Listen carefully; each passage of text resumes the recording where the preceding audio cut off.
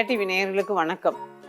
என் சமையலறையில் இன்னைக்கு நம்ம ஒரு தமிழ் புத்தாண்டை கொண்டாடுற விதமாக நம்ம ஒரு ஸ்வீட்டும் அதோட கூட இன்ஸ்டண்ட்டாக டக்குன்னு நினச்ச மாத்திரத்தில் பண்ணக்கூடிய ஒரு போண்டா மாதிரி, ஒரு வடையாகவும் வச்சுக்கலாம், போண்டாவும் வச்சுக்கலாம், அந்த மாதிரி தான் பண்ண போகிறோம். பிறக்க போகிற தமிழ் புத்தாண்டுக்கு இந்த ஸ்வீட், அதாவது ஸ்வீட்னா பாயசம் தாங்க, கொஞ்சம் வித்தியாசமான பாயசம், பழப்பாயசம். இது செஞ்சுட்டு கூட இந்த படையும் பண்ணி போட்டு சாமிக்கு நைவேத்தியம் பண்ணோம்னா ரொம்ப சந்தோஷமாக இருக்கும். இப்போ இதில் வீட்டில் எல்லாருக்கும் பிடிச்ச ஒரு பாயசமாகவும் இருக்கும்.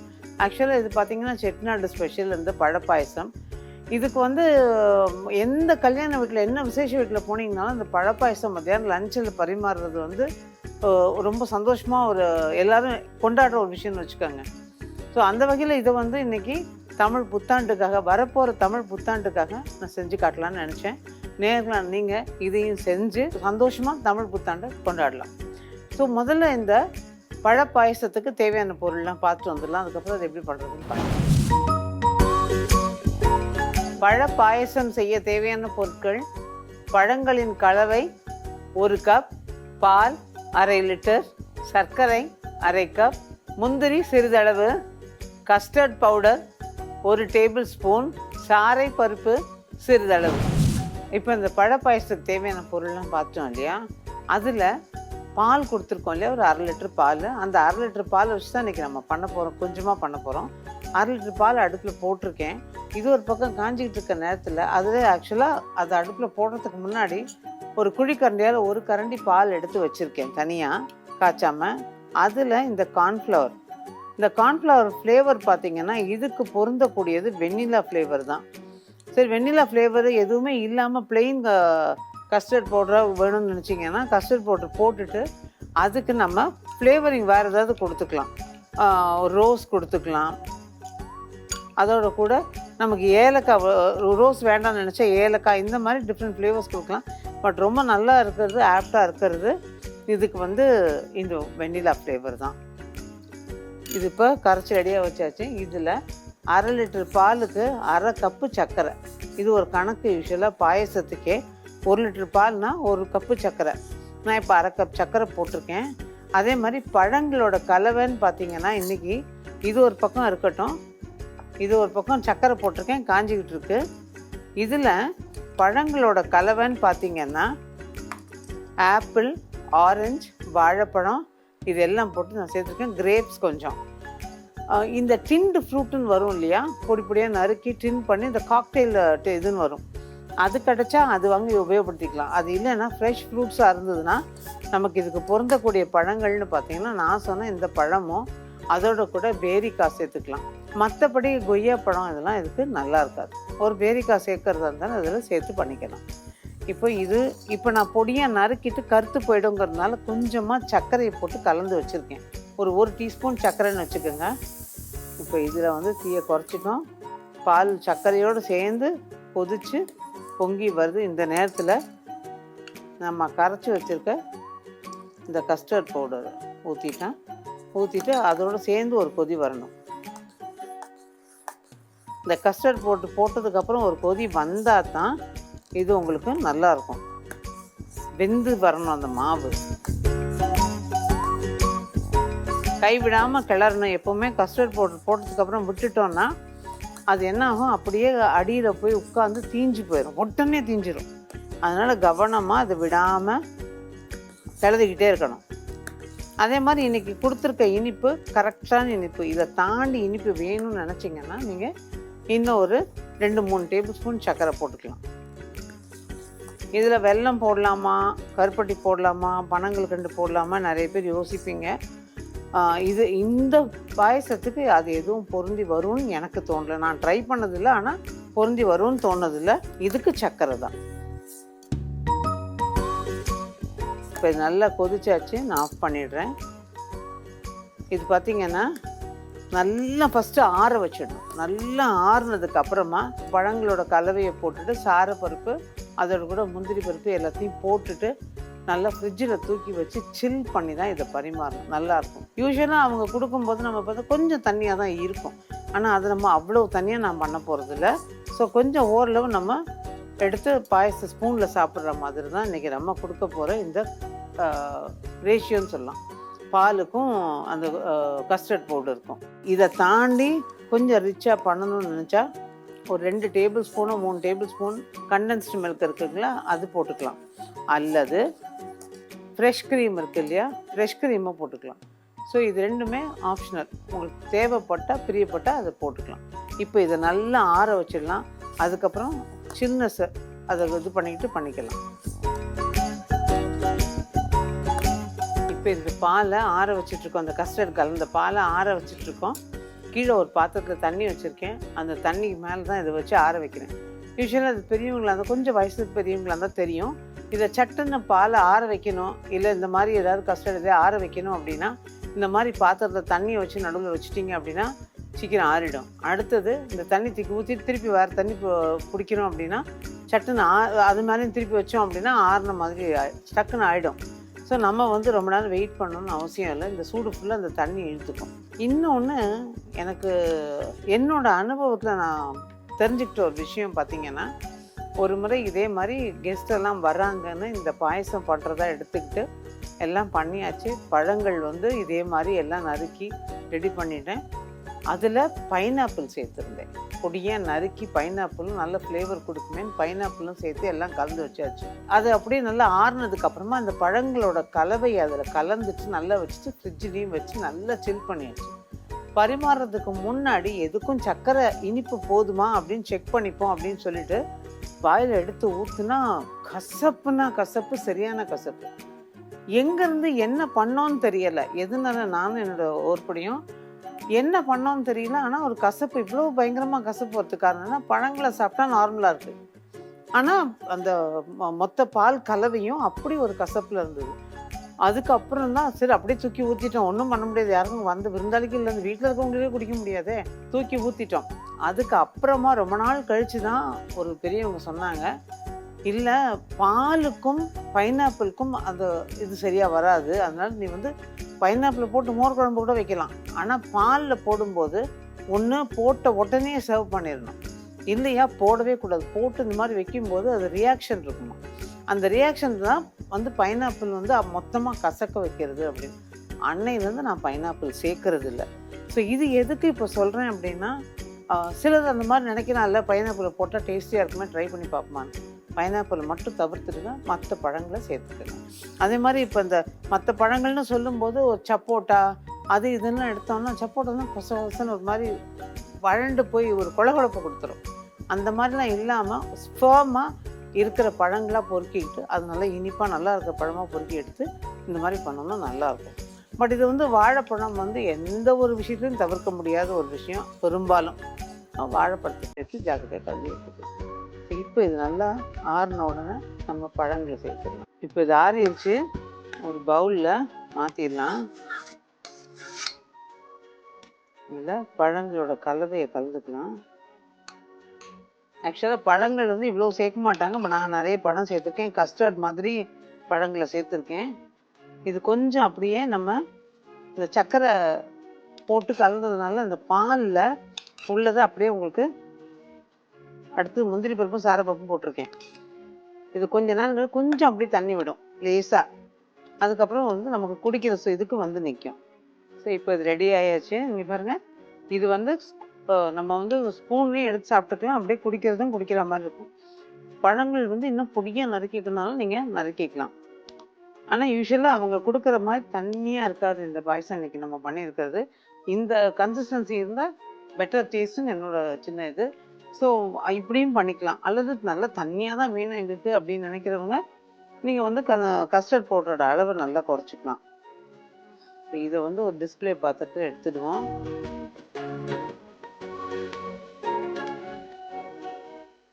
ஒரு முக்கியமான விஷயம் சொல்லணும். இப்போ நல்ல சில்லுன்னு வேணும் அப்படின்னு நினைக்கிறவங்க இந்த கஸ்டர்டை பண்ணிவிட்டு பாலை காய்ச்சி ஆற வச்சு ஃப்ரிட்ஜ்லேயோ ஃப்ரீசர்லேயோ, குறிப்பாக ஃப்ரீசரில் போடுறதா இருந்தாலும் கஸ்டர்ட் பவுடர்லாம் கலந்ததுக்கப்புறம் நல்லா ஆற வச்சு அதை தனியாக ஃப்ரீசரில் போட்டுருங்க. அதுக்கப்புறமா பால் அந்த பழங்கள் கலவை இருக்குல்ல, அதை ஃப்ரிட்ஜில் வச்சுக்கோங்க. அதில் என்ன காரணத்தை கொண்டு அந்த பழங்களோட கலவையை ஃப்ரீசரில் வைக்கக்கூடாது. அதுக்கப்புறம் ரெண்டுத்தையும் ஒன்றா கலந்து நம்ம சர்வ் பண்ணிக்கலாம். அதே மாதிரி அந்த ஃப்ரீசரில் வச்சது ரொம்ப கெட்டியாகிடுச்சுன்னு வச்சுக்கோங்க, எடுத்து கொஞ்ச நேரம் வெளியில் வச்சு ஒரு விஸ்க் இருந்ததுன்னா விஸ்கால் நல்லா அடிச்சுட்டு அதுக்கப்புறம் பழங்களை கலந்து கொடுத்தீங்கன்னா நல்லாயிருக்கும். ஸோ இது வந்து பழங்களோட சேர்த்து ஃப்ரீசரில் வைக்கக்கூடாது, அதுக்கு மட்டும்தான். இப்போ இது ரெடி ஆகிடுச்சு. இனிமேல் போய் பரிமாற வேண்டியதான், ஜம்முன்னு சாப்பிட வேண்டியது.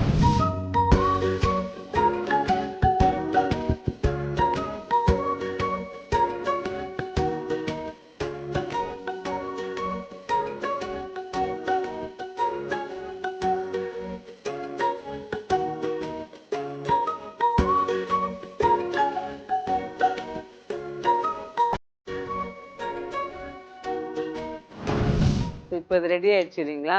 நல்ல ஒரு இனிப்பில் ஆரம்பிச்சிட்டோம். அடுத்து டக்குன்னு நம்ம நினச்ச மாத்திரத்தில் பண்ணக்கூடிய ஒரு குட்டி போண்டா, வடை, எப்படி வேணால் சொல்லலாம். அதை தான் நம்ம பார்க்க போகிறோம். இன்ஸ்டண்ட்டாக பண்ணக்கூடிய போண்டா. இதுக்கு என்னென்ன தேவைன்னு பார்த்துட்டு வந்துட்டோம்னா அதுக்கப்புறம் அது எப்படி பண்ணுறது. இன்ஸ்டன்ட் வடை செய்ய தேவையான பொருட்கள்: கடலை மாவு 1 கப், ரவை 1/4 கப், அரிசி மாவு 1/4 கப், வெங்காயம் 2 மெல்லிய துண்டுகளாக நறுக்கி கொள்ளவும், இஞ்சி 1 அங்குல துண்டு மெல்லிய துண்டுகளாக நறுக்கி கொள்ளவும், பச்சை மிளகாய் 3 பொடியாக நறுக்கி கொள்ளவும், சீரகம் 1 டீஸ்பூன், பெருங்காயத்தூள் 1/2 டீஸ்பூன், ஆப்ப சோடா 1 சிட்டிகை, கருவேப்பிலை சிறிதளவு, கொத்தமல்லி தழை சிறிதளவு, உப்பு தேவையான அளவு, எண்ணெய் பொரிப்பதற்கு. இப்போ இந்த இன்ஸ்டன்ட் போண்டா செய்ய தேவையான பொருள்லாம் பார்த்தோம் இல்லையா? இதில் நம்ம கொடுத்துருக்குற பொருள்: கடலை மாவு 1 கப்பு, அரிசி மாவும் ரவையும் 1/4 கப்பு. ஒரு நல்ல முறுமுறுப்பு இருக்குது. இது அரிசி மாவு மட்டும் நீங்கள் எக்ஸ்ட்ரா வேணால் ஒரு 1-2 டேபிள் ஸ்பூன் சேர்க்கணும்னா சேர்த்துக்கலாம். மற்றபடி அந்த கடலை மாவு ரவையெல்லாம் அதே அளவே இருக்கட்டும். இப்போ இதில் ஒரு பவுல் வச்சுருக்கேன், ஒரு பக்கம் எண்ணெய் காய போட்டிருக்கேன். 1 கப் அளவுக்கு கடலை மாவு அதில் போட்டிருக்கோம். 1/2 கப் அளவுக்கு அரிசி மாவு, இதோட கூட ரவை, பெருங்காயத்தூள், சீரகம் கொஞ்சம் போல. எப்பவுமே இந்த மாதிரி போண்டா, பஜ்ஜி இதுக்கெல்லாம் கொஞ்சம் சீரகம் சேர்த்துட்டீங்கன்னா ஜீரணம் ஈஸியாக இருக்கும், நெஞ்சு கரைச்சல் இருக்காது. பச்சை மிளகாய், இஞ்சி மெல்லிய துண்டுகளாக நறுக்குன இஞ்சி, இதுவுமே நல்ல ஒரு டைஜஷனுக்கு ஹெல்ப் பண்ணும். அடுத்து கொஞ்சம் கருவேப்பிலை, கொஞ்சம் கொத்தமல்லி, அதோட நல்ல மெல்லிசாக நறுக்கி வச்சுருக்கு பாருங்கள். நறுக்கிட்டு நான் கையில் அப்படி பிசைஞ்சா மாதிரி வச்சுருக்கேன். ஏன்னா அப்படி இருந்தால் தான் எதில் எல்லாத்தோடையும் பரவி வரும் அந்த வெங்காயம். அதனால் இதையும் வச்சு இதுக்கு தகுந்த உப்பை போட்டுக்கலாம். பொதுவாக இந்த மாதிரி போண்டாலாம் ரொம்ப உப்பு இழுக்காததுனால கொஞ்சம் கவனமாக போட்டுக்கணும். கேட்கும்போது நல்லா கலந்துக்கலாம். இந்த நேரத்தில் வந்து கொஞ்சம் செக் பண்ணிக்கிட்டீங்கன்னா அந்த மாவு கலவையோடு சேர்த்து சாப்பிட்டு பார்க்கும்போது உங்களுக்கு தெரியும்னா இது பண்ணிக்கலாம். அல்லது நம்ம தண்ணி தெளிச்சிட்டு பிசைவோம் பாருங்கள், அப்போ கூட நீங்கள் செக் பண்ணிவிட்டு உப்பு போட்டுக்கலாம். இப்போ இதில் எண்ணெய் காஞ்சிட்டு இருக்க எண்ணெயிலேருந்து கொஞ்சம்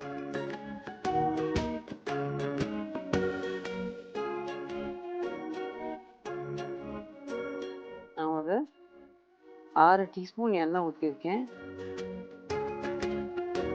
அவ்வளோதான்.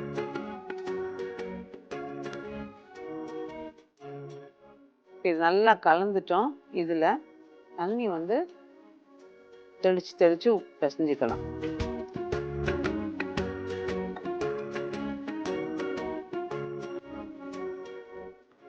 நல்லா இதுவாக பிசைஞ்சிக்கணும். அப்புறமா நம்ம வெங்காயம் சேர்த்துருக்கிறதுனால அது தண்ணி விட்டுக்கிட்டே இருக்கும்.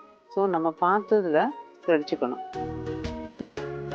வடையாக போடுறீங்க அப்படின்னா இந்த ஸ்டேஜில் நிறுத்திடலாம், இதோட தண்ணி கலக்க வேண்டாம்.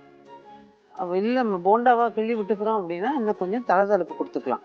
ஸோ இது ரெண்டுமே, ரெண்டாவது ரவை சேர்த்துருக்கோம், அதனால் கொஞ்சம் நேரம் ஆச்சுனாலும் ரவைக்கும் தண்ணி இழுக்கும், வெங்காயத்துக்கு தண்ணி விடும். ஸோ இது ரெண்டுத்தையும் கலந்து தான் நம்ம பார்த்துக்கணும். இப்போ இதை பிசைறோம். இதில் கொஞ்சம் ஆப்ப சோடா கடைசியாக சேர்த்துருக்கேன். இதையும் சேர்த்து கலந்துடலாம். கலந்துட்டு இதை கிள்ளி விட வேண்டியதுதான். இப்போ உப்பை செக் பண்ணிட்டு உப்பு போட்டுக்கலாம் வேணும்னா. ஒரு கிண்ணத்துல தண்ணி வச்சுக்கோங்க.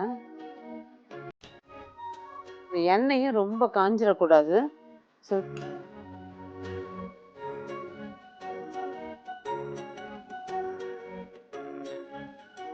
இப்போ லேசா மிதமான தீயில தூங்கலாம்.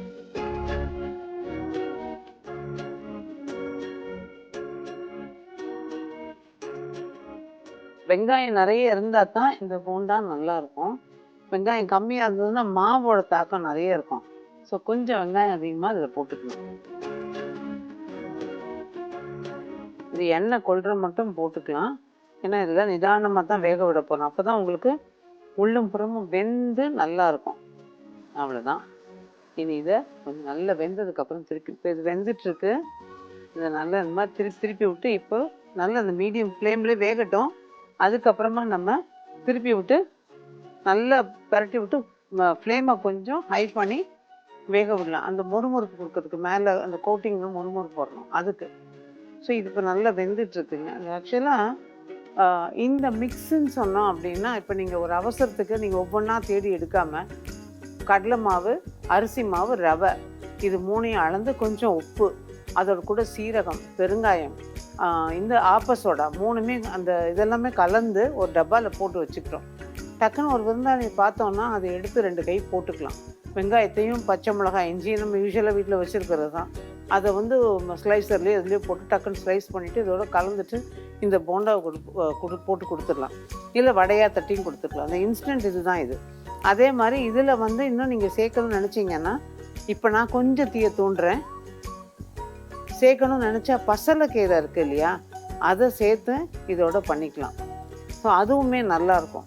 ஒரு ஸ்டேஜில் பார்த்திங்கன்னா, நான் முதல்ல நான் கற்றுக்கும்போது இந்த போண்டாவெல்லாம் போடுறதுக்குன்னு கற்றுக்கும்போது, அதனால தான் இன்றைக்கும் வரைக்கும் இந்த குழந்தைங்ககிட்டலாம் நான் கிளாஸ் எடுக்கும்போதோ இல்லை எங்கிட்ட கேட்குற குழந்தைங்ககிட்டையும் நான் சொல்கிற ஒரு விஷயம், இது எப்படி தட்டி போடணுங்கிறது. நிறைய பேருக்கு நம்ம பண்ணுறது இப்போ ஆரம்பத்தில் நானுமே அதான் துப்புன்னு நடுவில் போட்டுருவோம். நடுவில் போட்ட உடனே சைடில் ஃபுல்லாக தெரிக்கும். அது நம்ம மேலேயும் தெரிக்கும், பாதியிலே போட்டு ஓடி வந்துடும். இன்ஃபேக்ட் ஆக்சுவலாக நான் கடுகெல்லாம் ஆரம்பத்தில் சமையல் கற்றுக்கும் போது கடுகு வெந்தயம்லாம் போட்டு அது வெடிச்சதுன்னா அப்படியே போட்டு வெளில வந்து நினைப்பேன். அது முடிச்சதுக்கப்புறம் தான் உள்ளே போவேன். ஸோ இது இனிஷியலாக எல்லாருக்கும் உள்ள ஒரு கஷ்டம்தான். அதுக்கப்புறம் பழக நமக்கு சரியாயிடும். ஸோ போடும்போதே இந்த கிள்ளி போடும்போதே ஓரத்தில் போட ஆரம்பிக்கணும். அந்த மெதுவாக ஓரத்தில் நடுவு விடுன்னு சொல்லுவாங்க, அந்த மாதிரி நடுவை விடணும். அப்போ தான் அதுக்கப்புறம் சரியாக போகும். கொஞ்சம் இப்போ நம்ம குட்டி குட்டியாக கிள்ளி போடும்போது இடத்த பார்த்து போட்டுக்கிறோம். அது பழக்கத்தில் வர ஒரு விஷயம். பட் இனிஷியலாக போடும்போது நல்லா நிதானமாக ஓரங்களில் போடுங்க. இது புதுசாக சமையல் பண்ணுறவங்களுக்கு ஒரு டிப்பாக இருக்குன்னு வச்சுக்கோங்க. அதே மாதிரி இந்த சுட்ட எண்ணெய், அது நீங்கள் இவ்வளோ எண்ணெய் ஊற்றி நம்ம சுட்டதுக்கப்புறம் அந்த எண்ணெய்லாம் வேஸ்ட்டு தானே, என்ன பண்ணுறது மேடம் அப்படின்னா, இப்போ நான் பண்ணுற ஒரு விஷயம், திரும்ப அந்த எண்ணெயை சூடு பண்ணிகிட்டே இருக்கக்கூடாதுமாங்க, காய்ச்சிட்டே இருக்கக்கூடாதுமாங்க. இப்போ இந்த போண்டா போட்டோம் இல்லையா, இனி அடுத்து ஒரு அப்பளமோ பூரியோ ஏதோ ஒன்று அதில் பண்ணுறோம், அதோடு சரி. அதுக்கப்புறம் அதை தாளிக்கிறதுக்கு எடுத்துருவோம். திரும்ப சூடு பண்ணி சுட வச்சுட்டு திரும்ப அது மேலே பூரியவோ வடையவோ அப்படி போடுறதில்ல. ஸோ அந்த 2 தடவை அது பொரிக்கிறதோடு சரி, 3ஆவது தடவை அதை தாளிக்கிறதுக்கு பயன்படுத்திங்க. இது நிறைய பேர் கேட்குறது, நான் இவ்வளோ எண்ணெயை போட்டு பண்ணுறேன் அப்படின்னு. அதே மாதிரி இன்றைக்கி நமக்கு நேர்களோட பகிர்ந்துக்கிறதுனால நல்ல அகலமாக ஒரு பாத்திரம் வச்சு நம்ம போட்டு காமிக்கிறோம். இதே வீடாக இருந்தால் பர்டிகுலராக குறிப்பாக நாங்கள் பண்ணுற ஒரு விஷயம், சின்ன கடாயை வச்சு கொஞ்சமாக எண்ணெய் வச்சு கொஞ்சமாக போட்டு எடுப்போம். நிறைய பொரிக்கிறதா இருந்தாலும் அதை கொஞ்சமாக பொறுமையாக மற்ற வேலைகளை பார்த்துக்கிட்டே போட்டு எடுப்போம். ஸோ உங்களுக்கு சுட்ட எண்ணெய் அதிகமாக மீறாது. சுட்ட எண்ணெய் அதிகமாக மீறுற அளவுக்கு பண்ணாமல் அளவோடு பண்ணாலும் நல்லாயிருக்கும். அதே மாதிரி மீந்ததுனாலும் அதை நல்லா ஆற வச்சு ஒரு ஏர்டைட் கண்டெய்னரில் போட்டுக்க சொல்கிறாங்க. அது ரியாக்ஷன் இருக்காதுன்னு சொல்கிறாங்க. ஸோ அதை ஏர்டைட் கண்டெய்னரில் போட்டுட்டு அதுக்கப்புறம் நான் சொன்ன மாதிரி 2 தடவை பொரிக்கிறதுக்கும் மறு தடவை அதை தாளிக்கிறதுக்கும் வச்சுக்கலாம். ஸோ இப்போ நிறம் மாறி வந்துருச்சு. இப்போ இது எடுக்கலாம். இப்போ இந்த நிறம் மாறாமல் இருக்குது பாருங்கள், இதை மட்டும் லேசாக திருப்பி விட்டுடலாம். ஒரு பக்கம் லேசாக நிறம் மாறாமல் ஒரு மஞ்சள் இருக்கும், அந்த மாதிரி இருக்கிறத திருப்பி விட்டுடலாம். இது இப்போ எடுத்துக்கலாம். இது ஆக்சுவலாக எடுத்தோன்னு பார்த்தீங்கன்னா ட்ரையாக தெரியும்.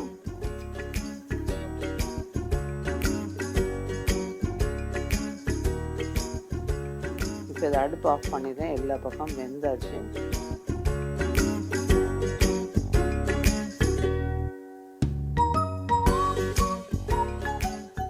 இப்போ இது பொரிச்சு எடுத்தாச்சு. டிஸ்பிளேக்கு ஒரு பாத்திரம் ரெடியாக வச்சுருக்கேன், டிஸ்பிளே பண்ணணும். அதுக்கு முன்னாடி பார்த்திங்கன்னா நம்ம டிஷ்யூ பேப்பரில் போட்டிருந்தோம். ஆனாலும் இது எண்ணெய் அதிகமாக குடிக்கல பாருங்கள். நல்லா ட்ரையாக இருக்கும். உடைச்சாலும் நல்லா இப்படி உடையும். இந்த மாதிரி கூட உடையணும்பாங்க. பொதுவாகவே நம்ம வந்து இந்த மாதிரி போண்டா இதெல்லாம் போடும்போது மசால் செய்யும் அப்படின்லாம் கூட சொல்லுவாங்க. இந்த மாதிரிலாம் போடும்போது இது வந்து ஆக்சுவலாக நல்லா உடையும் போது இப்படி கூடு கூட தெரியணும் உள்ளுக்குள்ளார. ஸோ அந்த மாதிரி கூட இருந்ததுன்னா அது கரெக்டான கன்சிஸ்டன்சியில் இருக்குதுன்னு அர்த்தம். ஸோ இப்போ வந்து இதை நல்ல ஒரு டிஸ்பிளே பாத்தில் அடுக்கிடலாம். ஈவினிங் ஸ்நாக்ஸுக்கு நல்லாவே ஆப்டாக இருக்குங்க. இன்றைக்கி நான் வந்து வருஷப்பருக்கும் போது வடைக்கெல்லாம் ஆட்ட முடியல, டக்குன்னு பண்ணணும்னு நினச்சா பண்ணணும் அப்படின்னு கேட்குற நேயர்களுக்கு இதை பண்ணியிருக்கேன். இதே வந்து நீங்கள் ஒரு ஈவினிங் ஸ்நாக்காக டெய்லி கொடுக்குற நேரத்துக்கு ஏதாவது ஒரு சாப்பிட்றதுக்கு கொடுப்பாங்க, அந்த மாதிரி நேரத்துக்கு இதை நீங்கள் பண்ணலாம்.